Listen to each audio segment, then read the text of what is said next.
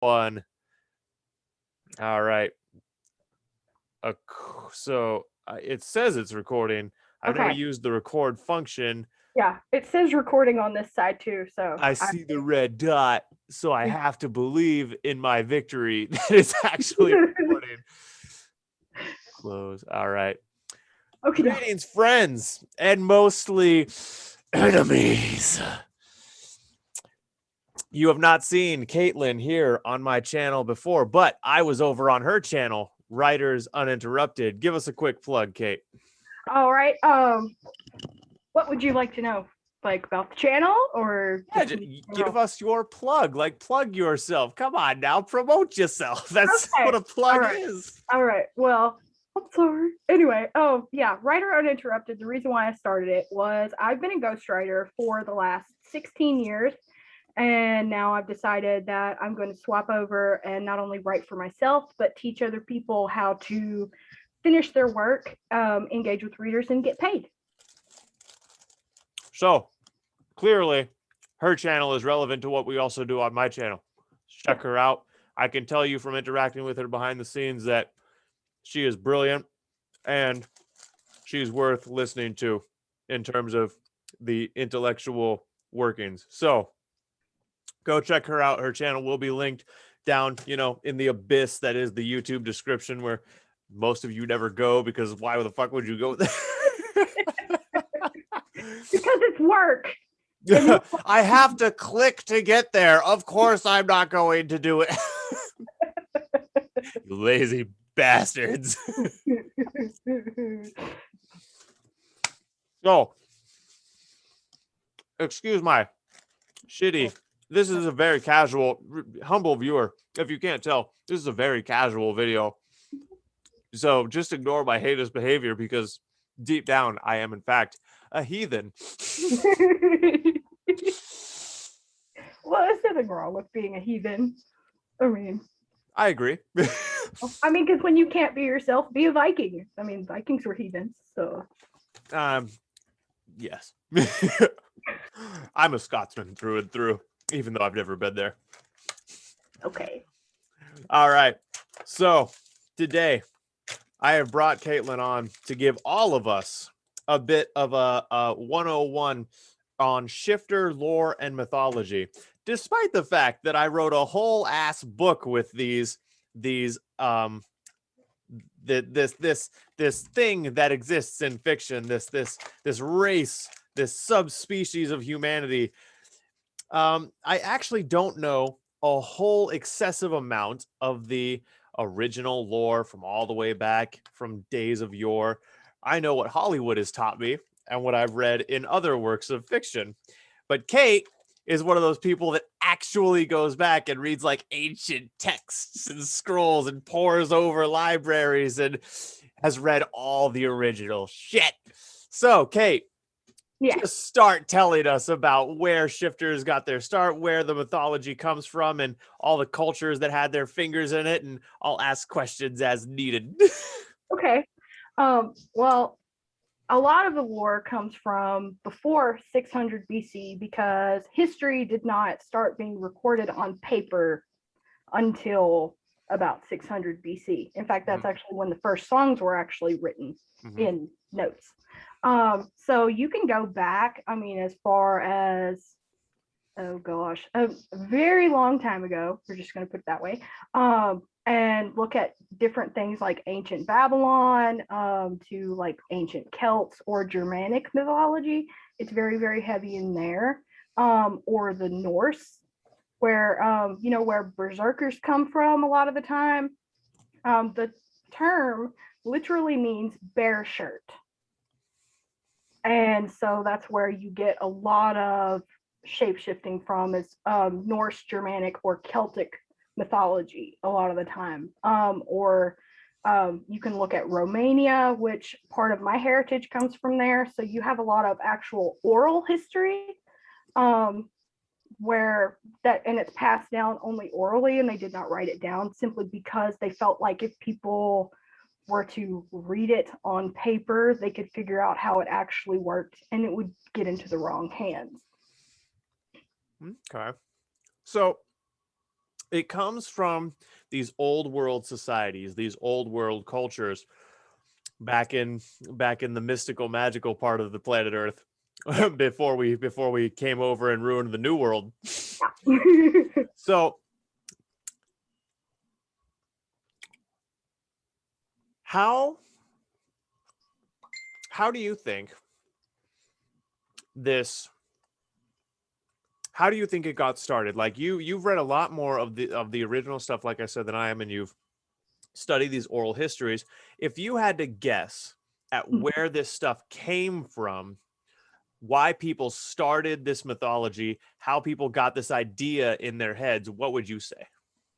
What I would say about that, actually, I don't really have to guess.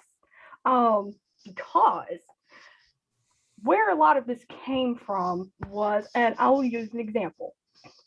There was a situation in France where the original myth of the Wolfman, as we know it from Hollywood, came from. And there was this town in France where this livestock ended up getting basically eviscerated, and they were wondering why all of these sheep were dying. And then suddenly the Catholic Church at the time got the bright idea that they were going to actually start killing people and starting a panic because there was this monster. Okay, so basically it started by mass hysteria, where they fed into people's fear and they started actually seeing what they believed to be a large wolf that looked like a man. Now, come to find out later, what had happened was they had hired this lowly farmer who had a tragic kind of backstory. He'd lost his family, and he was alone, and he had been a trainer for exotic animals for the king's menagerie, and basically had been exiled to this place. And so he still had a hyena from when he had been working for the king, and it was a very rare type of hyena. It was a long-haired hyena, and what people don't realize about them was they're very, very large and have the tendency to stand on two legs instead of just four. Also, they can mimic pretty much any sound that they hear, and that's why they laugh, because they're so, highly intelligent. Mm-hmm. So he basically used this animal to go out and do these things to make people start giving offerings back to the church, because that was going to abate the monster and exorcise the evil from the land. So that's where that came from, pretty much, as far as werewolves that we know of today.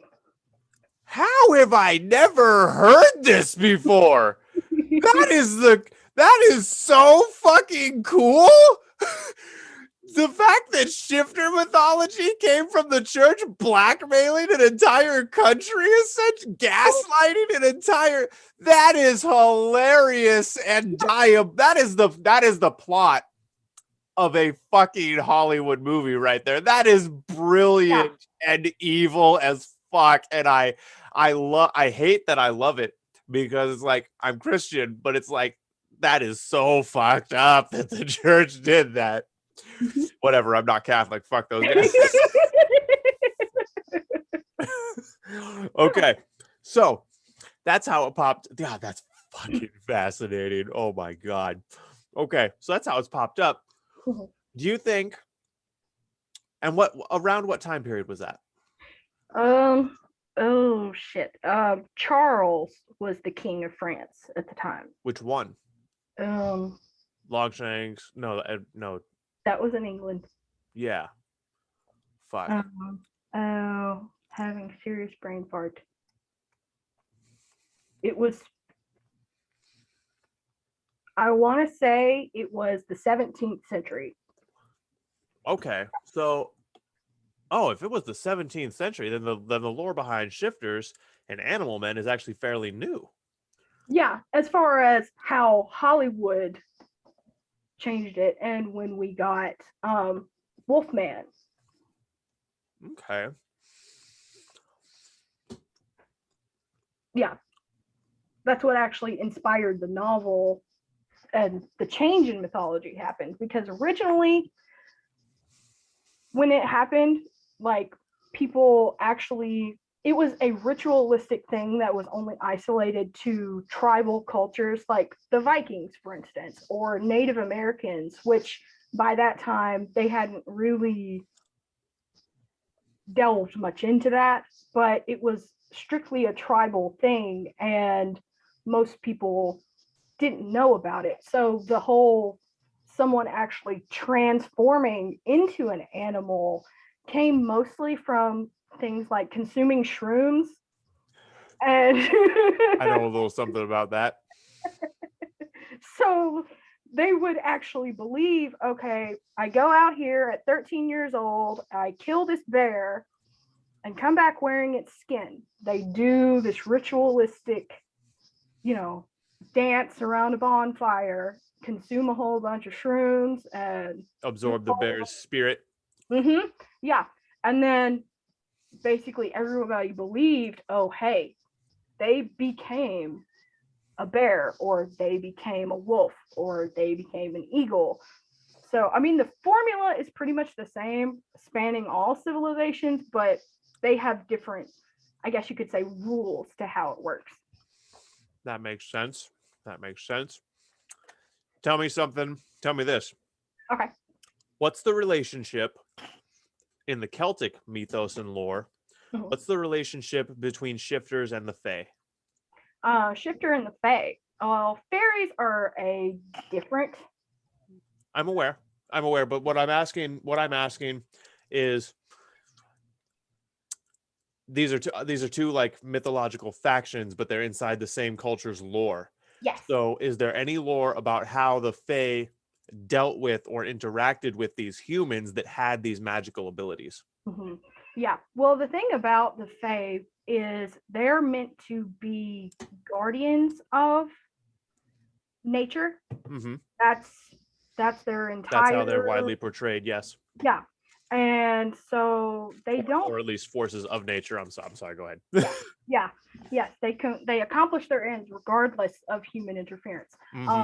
even ones they allowed to manifest of themselves. And so their job was to make sure that these creatures were preserved and that humans had a mythological perception of them. So they would use things like illusion to make people believe that shifting was not necessarily a realistic thing, simply for the protection of these beings. So the Fae tried to gaslight humans into thinking they couldn't become animals. Yes. Yeah. Oh, that has some fascinating societal implications, because if we look at the purpose lore serves inside of a culture Mm-hmm. to teach lessons and stabilize the cultural identity and allow the average citizen to comprehend the world around them, Mm-hmm. then we could say that the reason the Fae did that was to convince young children that shifters didn't actually exist, so they wouldn't be fucking terrified of them when they went into the woods. That is fucking cool. Yeah. Okay. But it's also for actually the protection of these beings because, okay, I'm going to give you a little history lesson. Do you know what a K-leak is? Okay. A K-leak is an old Celtic spirit that was manifested for the purpose of keeping the veil between here and the supernatural because of the Nimrod situation. Now, if you are familiar with I'm not. the Bible, okay, Nimrod was the guy that came up with the bright idea Oh, of building the Tower of Babel. you're talking about Okay. the biblical Nimrod. Mm-hmm. Yeah. Okay. Yeah. and this I is thought for sure you were why. referencing something else. I apologize. No, because, and here, this is what I call the theory of natural tethering. Basically, you can go down any vein of mythology and somehow it will all lead back to one central point. Okay. So, because everything comes from somewhere. So, situation with Nimrod. Okay. During that time, people were able to see angels ascending and descending from heaven and interact with actual supernatural beings. In fact, animals were intelligent enough in perception that you could actually speak to them intelligently and they would understand you. That's another way that I think shifting mythology came from, that is the fact that animals had that ability. And ravens still do, actually. But people could see supernatural beings ascending and descending from heaven. So Nimrod got the bright idea. Okay, well, we've basically conquered everything that we know to be the world. So what we're going to do is I'm going to whip all of these people into a frenzy to build me a tower so I can conquer the universe and be king. Okay, that was the whole point of that. So when that happened, basically God and everybody in the universe were like, okay, you know what? No. So yeah, smite them. Yeah. So all of you are going to have to speak a different language that none of you can understand. And even if some of you do speak the same language, you're going to misunderstand each other. So there is no way that this is going to be done. Yeah. Yeah. So when that happened, and you can see a shift when a whole bunch of different mythologies were born during that time. The Irish call it the veil being drawn, basically, between here and there. So humans were given a blindness and not able to actually see supernatural beings anymore.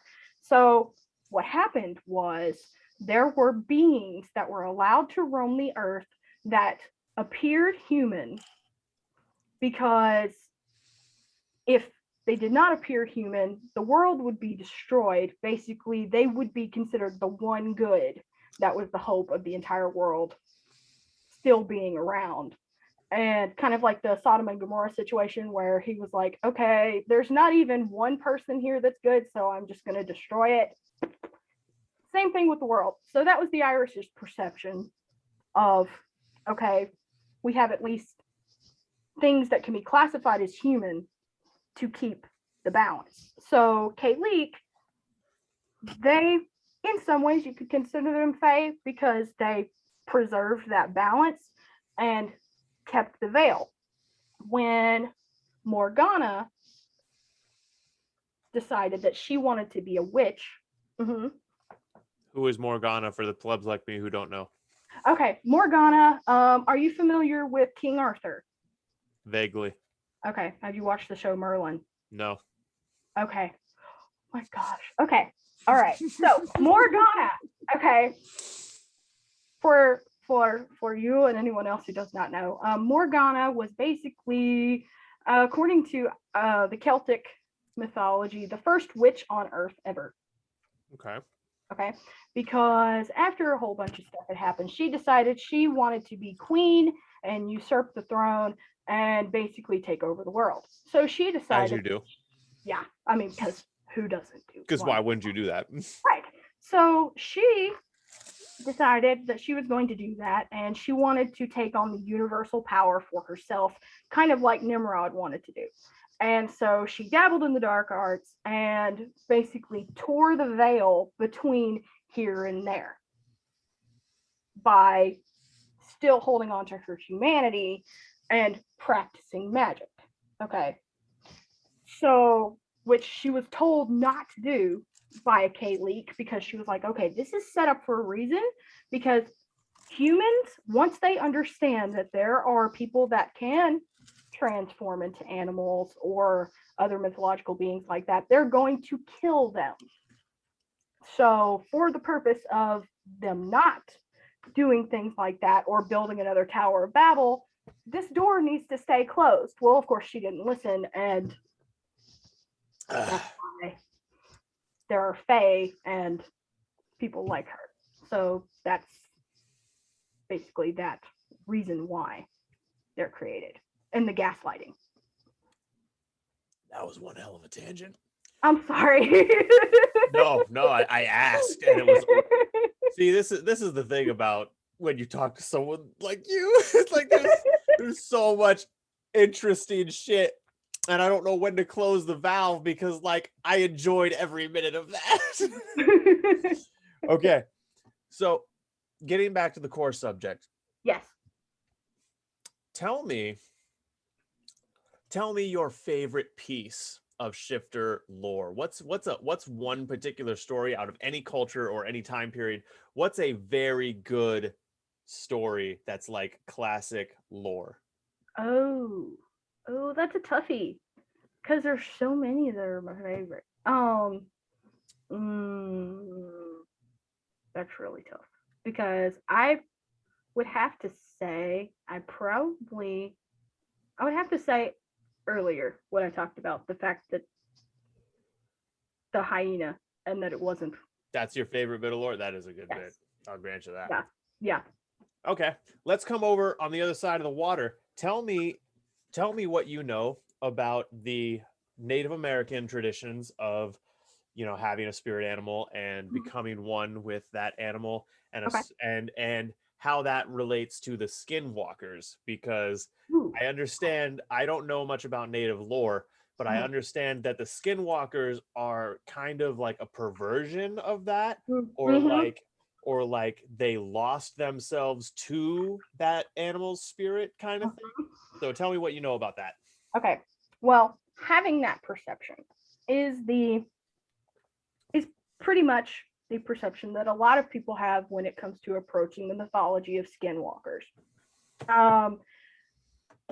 But being Choctaw myself, there are a lot of things that people don't understand, like the fact that skinwalkers are what we would consider to be visitants. Now, a visitant is someone that metes out consequences on people that commit crimes against certain things in either nature or other people. So they're karma. Yes. Yeah. Okay. Yeah. Yeah. And yeah. so, okay, so and is the classic Hollywood power set given to them accurate? Like they can assume the form of any one or any animal, or is that too vague? Well, I mean, it's the older the skinwalker, the more changes they can make because they've been here longer. That makes sense. Usually what they will do is take on the skin of something that is more familiar to either the subject they're trying to protect or the subject they're trying to mete out the consequences to make themselves seem less threatening. And then it's too late. Excellent predator tactics, obviously. Yeah. Okay. Now, let's come to the present day, and let's venture into some of the more interesting aspects of shifter lore and mythology and its current impact on fiction and how people are writing them today and what people are doing with the mythos as a whole. First, like, give me, what's one of your favorite modern stories that has shifters or werewolves or anything like that? Oh, one of my favorite modern stories? Do you mean like just like something that's like from the past 30 years? From the past 30 years. Yeah. I would have to say Wolfman stands up pretty tall as far as like the classic one that was in black and white. Well, that and how it progressed. Actually, if you're talking about within the last 30 years, I would have to say Underworld is probably That's funny you say that, because that Yeah. was going to be one of the ones I brought up. Yeah. Yeah. Yeah. That Because was, yeah. yeah. Underworld. So here's here's a full circle, bringing back to me and my work. Yeah. Underworld was a huge source of inspiration for my novels. My wolf shifters and my canine shifters are directly modeled after the werewolves of Underworld, because they're still humanoid. They still have digits. They walk upright, but they're clearly bestial. They have a muzzle. They don't have a tail. They don't have, or no, Underworld, they do have wolf ears. But you get the point. They're still humanoid. You can tell that's not a fucking wolf, but Mhm. they're insanely bestial and they look terrifying, Yeah. and they're just so fucking cool. And I think that as portrayed in Underworld, I think that that is one of the coolest power sets you could possibly fucking have. Eternal youth, virtual immunity to contagions of any kind, poison, whatever. The only thing that gets you is silver, and the only drawback is your diet consists entirely of meat. Sign me the fuck up. Bite me right now. Ooh, now I'm gonna tell you, okay. I'm gonna tell you the reason why. Okay, not only the reason why it's my favorite, and the reason why I thought that it was a good use of mythology. Okay, there's a difference between being bitten and being born.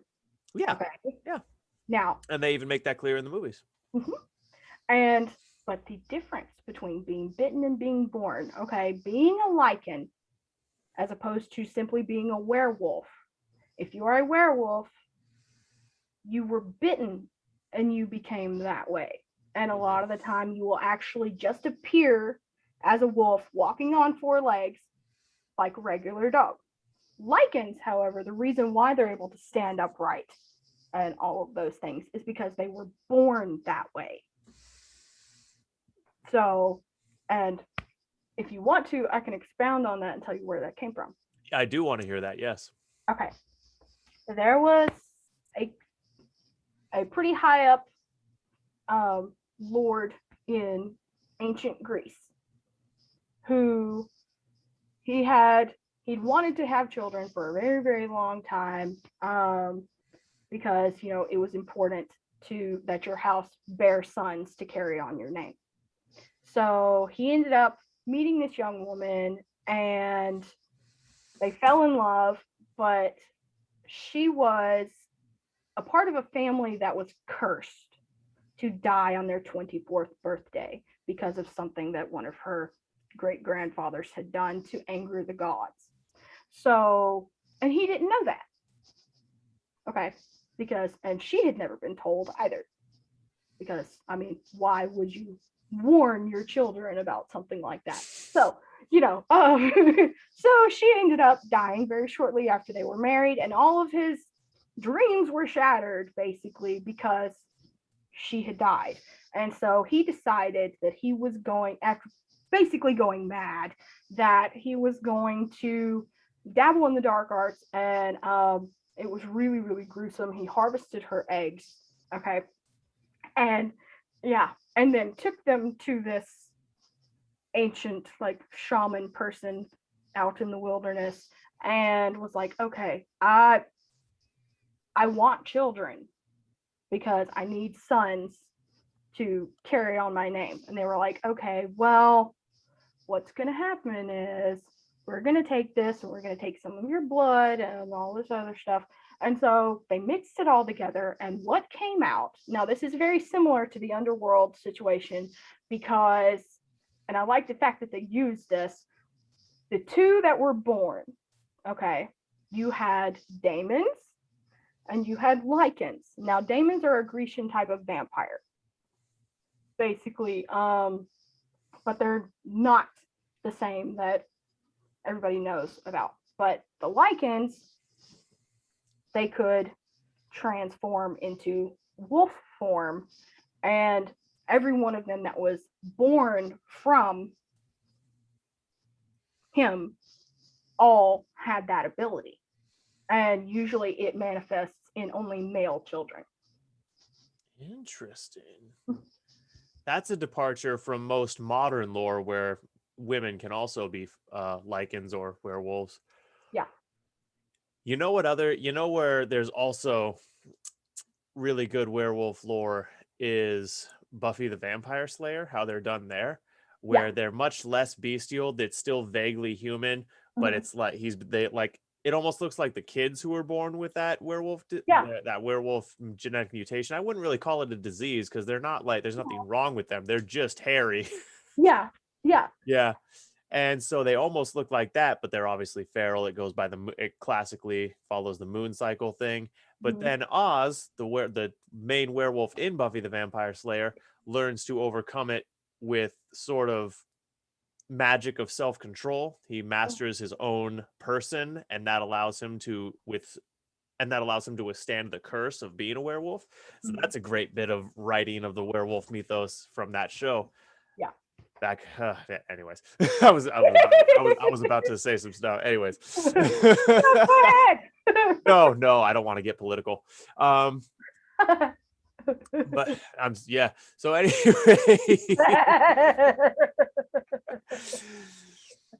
so I'm going to ask. Now let's just get into what we like. What's your favorite non-werewolf, non-lichen shifting race? Ooh. I would have to say, I would have to go with the Berserkers. The bears? Yes. Yeah. You know, you see them pop up in Skyrim, and it's hilarious because because they're super rare, and they're like built up as being like this super big threat. But like because of how the game is played and where you find them at the timeline, unless you like wander past where you're supposed to initially be, and you find them way earlier than you normally would, you're already so leveled that they're pushovers. So that was a juxtaposition of lore building and character building. Bethesda, you could have done better on that one, guys. And then there's this hilarious web series on YouTube called The Senile Scribbles, which is a parody cartoon of the Elder Scrolls. And this dude has this funny line about you have to beware of the werebears there. It's just so fucking funny. Even though it goes like even though they're rare, you should beware of the werebears there. Now say that really fast 3 times. Right? Oh God. I would have to say them. As far as shifting, they're my favorite. Or there's a little more obscure shifting lore that a lot of people don't talk about. I may do this actually myself. Dragon shifting. Well, see, okay, that opens up a whole new can of worms, because dragons, by depending on what mythos you go by, had the ability to look human. Yes. And so that opens up the can of worms. Well, is it a human becoming a dragon, or a dragon becoming a human, or is there a fucking difference? Yeah. Well, I mean, and the reason they did the things that they did to some humans actually back in medieval times and sometimes before was because they weren't sure whether they were dragons transforming into humans or humans transforming into dragons. Things like Game of Thrones is a good example. Okay. The scene where Khal Drogo has all of that gold melted down. Yep, and pours it on. What is his name? Valerian? Yeah. Oh, dang it. It's like Viserys. Yes. The reason why. Okay. Crown for a king. Yeah. Such a good line. Sorry. But it was also a great big fuck you because, okay. It was proof he wasn't a dragon. He wasn't a dragon because he did not transform into one by pouring the gold down his throat. Yeah. It was like, you're not a real one. There you are. Yeah. Yep. And you know what's the Game of Thrones, the way George did that in that story was truly fascinating because if you look at the implications that he was a full sibling to Daenerys, Mm-hmm. but she was a dragon, but he Yeah. wasn't. Yeah. So clearly inside the magic of Westeros, in that world's magic system, clearly your soul and your spirit translates to a real tangible effect. It's almost like in One Piece where we have hockey, your willpower and what's inside your soul and your heart has a real impact on the physical world. So are you Mm-hmm. familiar with One Piece at all? No. Oh God, now we have to talk about the fucking oh hell yes. Now I get to educate you. Okay. So One Piece has a very has that same kind of idea in it. Uh-huh. And they also have shifters, so we're going to get into that very shortly. Oh, yeah. So in One Piece, they have hockey, which if my weeb self is correct, almost directly translates in Japanese to willpower or will. Okay. And hockey can manifest in all kinds of ways. And Yeah. here's what's really interesting about hockey in the One Piece universe. Everyone can use hockey to an extent, but there's certain types of hockey that only people who are born with it have. So Mhm. everyone has armament hockey. They can train their will and learn to harden their body, and their skin and their bones become like steel. It's called armament hockey because it's defensive, and it's also offensive because clearly you're being slugged with a fist of steel. And everyone has sensory hockey where they can project their will out to gain basically omni awareness within a range. Mhm. And then there's people with conquerors hockey, and they have this innate inborn will that is so powerful they can subjugate and suppress the minds of those around them simply by willing it. Right? It's a super cool concept. It's like my soul, the essence of who I am is so dominant and so overpowering. I'm going to make you faint by being near me. It's a fascinating storytelling device to weed out these characters who are clearly the important characters, Mhm. and it's so fucking cool. Oh, Now, this other thing One Piece has, yeah. so inside the power system of One Piece, we have these things called devil fruits. Yeah. And the lore of One Piece goes like this. Long ago, back when gods and demons still roamed the earth, Mhm. the gods said, "Okay, fuck you demons. We've had enough of your shit." And they trapped them in fruits. And Oh. now every demon that ever existed is trapped inside its special fruit. And when Mhm. humans eat these fruits, they gain that power, the powers of that demon. And because the demons were trapped in these fruits by the god of the sea, Mhm. that human loses the ability to swim. Oh. The lore literally goes they become as lead when they hit the water, and it's specifically seawater because they can still be in pools, and the being in like fresh water doesn't affect their abilities. They can use their abilities when wet, but you touch them with seawater, they're powerless. It drains them. It's like they had the shit kicked out of them, and they Yeah. can't use their power at all.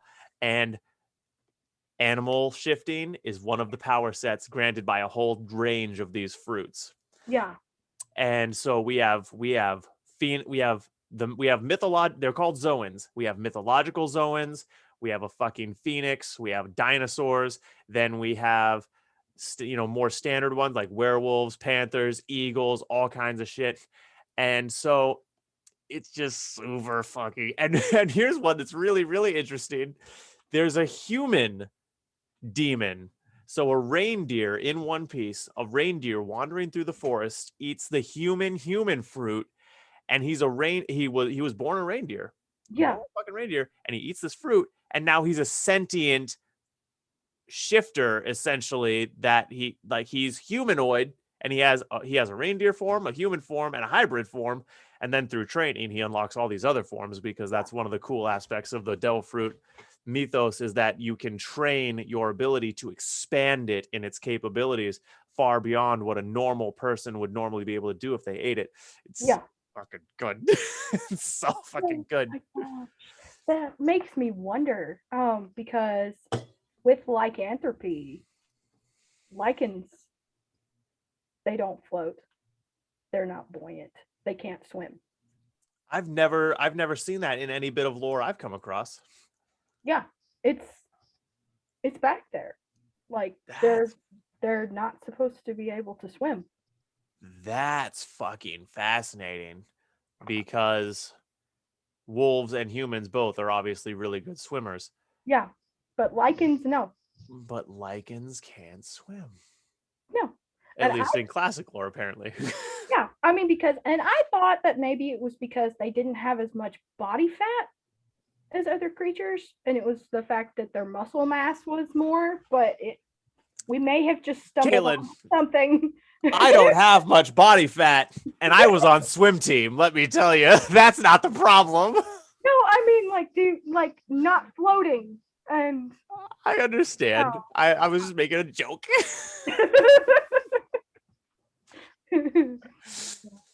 Pardon me, I'm so damn literal, but yeah. We all have our curses. I'm ruggedly handsome and act like a jackass. You're too literal.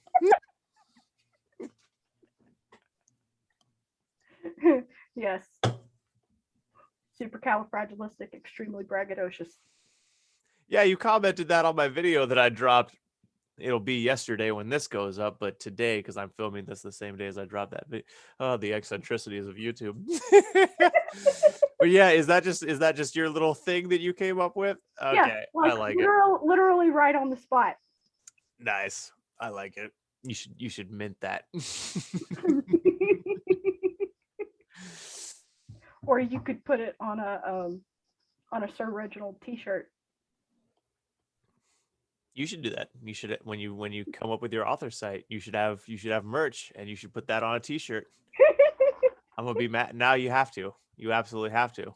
You saw it here, folks. That shirt is gonna be on her website in the future. Look out for it. Yes. You're gonna hold me to that. So, one last thing that I want to ask before we'll wrap this up, Okay. because we've been going for a fucking minute now. Jeez. Yeah. So, what do you think? Oh, there's actually so many questions I would still like to ask. We might have to do another one of these episodes. It's more structured next time. Yeah. But I'll close with this. What do you think when shifters show up in a piece of fiction, when they show up in a piece of fantasy? What do you think one of the primary thematic purposes of having them there is?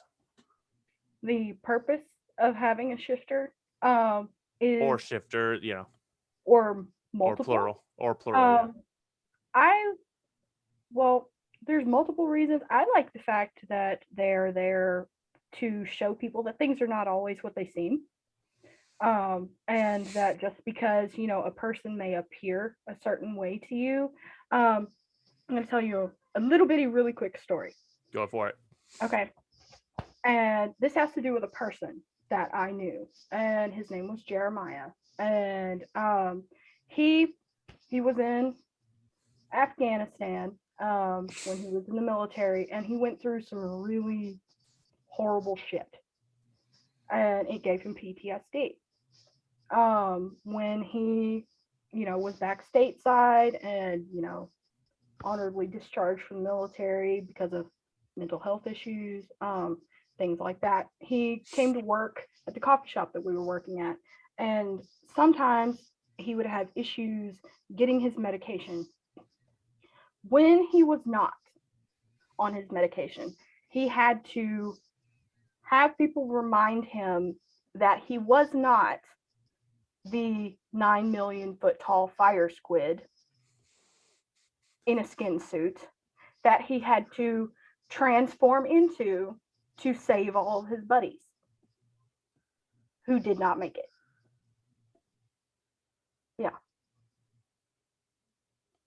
Yeah. And one of his things was when customers would treat him like crap when he was having a terrible day, one of the things that he said was, if they could only see what this is and what I am, they would not be talking to me that way.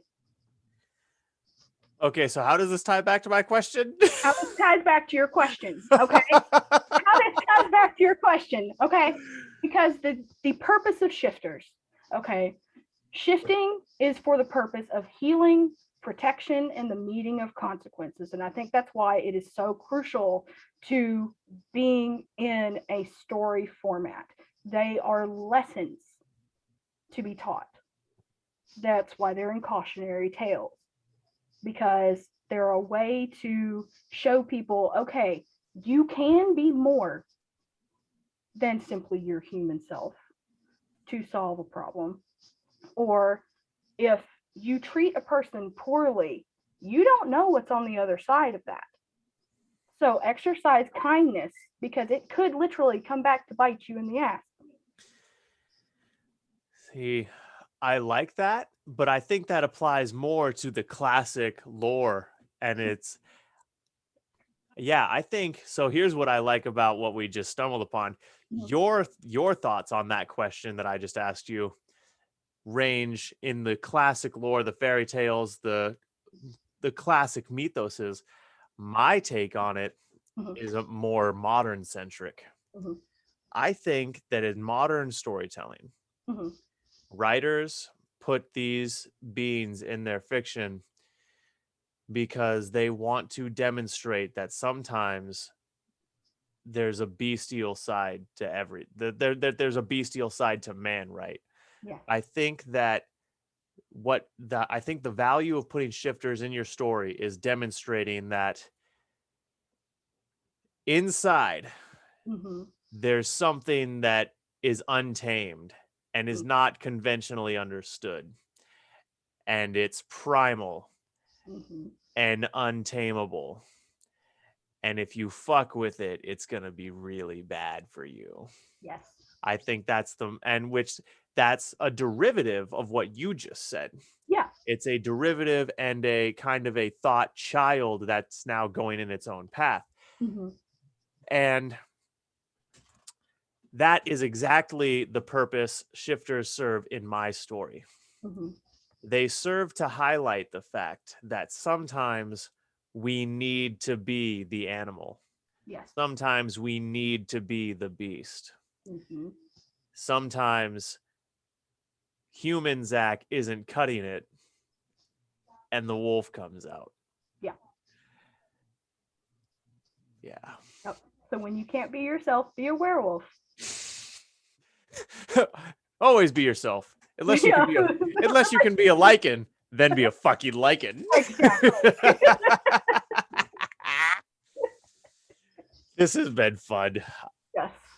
I have enjoyed myself immensely. Friends and mostly enemies, this is my buddy Kate. You can find her on her YouTube channel, Writers Interrupted.